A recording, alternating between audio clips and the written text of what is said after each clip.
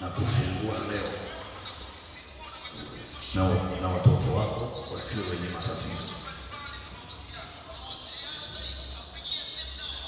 kwa jina la Yesu. Kuanzia leo usimshike tena uliokuwa unamfuatilia na kumsababishia hasira, na biashara zake zifunguke. Akitoka hapo akafanye kazi zenye maendeleo, akafanye kazi zenye faida, akafanye kazi zenye matokeo makubwa kwa jina la Yesu.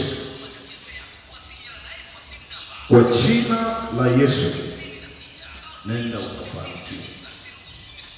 Hakikisha unatazamia wokovu usiache.